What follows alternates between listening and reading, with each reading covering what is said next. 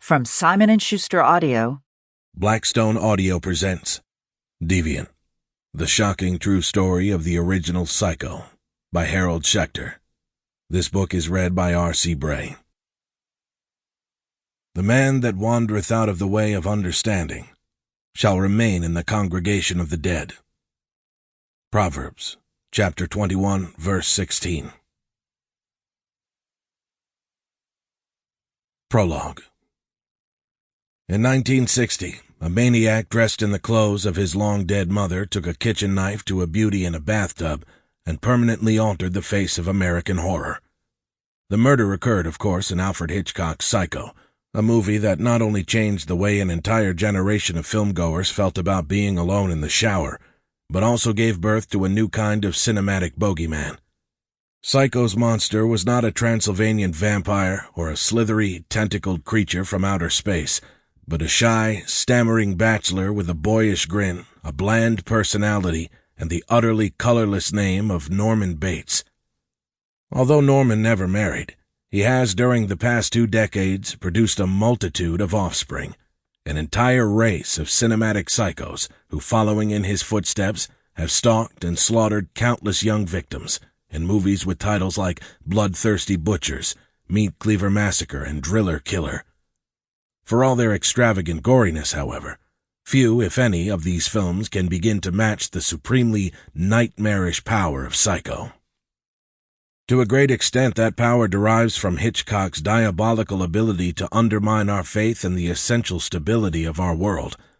Like Norman's first victim, Marion Crane, we are propelled on a trip down a very slippery road, one that carries us inexorably away from the familiar sights and signposts of the everyday world into a terrifying, irrational night realm.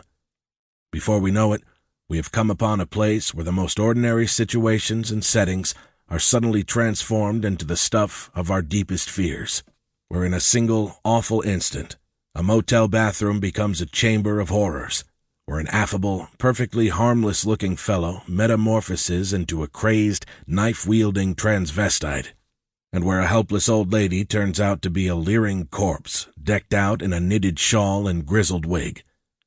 By the time the trip is over, we step away from the screen with the gratitude of a dreamer just awakened from a particularly harrowing nightmare, thankful that the ordeal we have just lived through was only fictional, and persuaded that nothing in the world could ever be as horrific as such a fantasy. Of all the shocks associated with Psycho, then perhaps the greatest shock is this. It is based on the truth. There really was a Norman Bates.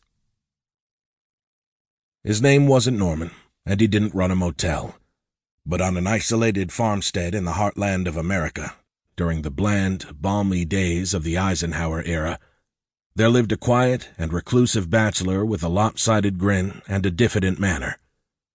During the day, his neighbors knew him as a slightly strange but accommodating man, the kind who could always be counted on to help with the threshing or lend a hand with a chore.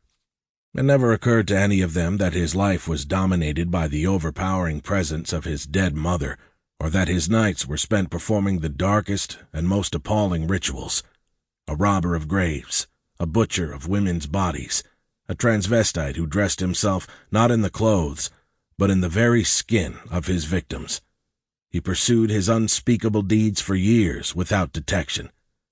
And when his atrocities were finally brought to light, they set off a spasm of national revulsion whose after-effects are still felt today. They also inspired a writer named Robert Bloch to use them as the basis of a novel called Psycho, which 1 year later Alfred Hitchcock turned into the most frightening movie ever made. But compared to what really happened in Wisconsin in the mid-1950s, Psycho is as reassuring as a fairy tale. Part 1. Bloodlines. 1. By the end of the 19th century, country towns had become charnel houses, and the counties that surrounded them had become places of dry bones. Michael Lessie, Wisconsin Death Trip. Wisconsin, the natives will boast, is a garden state, and as you head north on the highway from Madison on a limpid spring day, you see at once that the claim is simple truth. On either Sample complete. Ready to continue?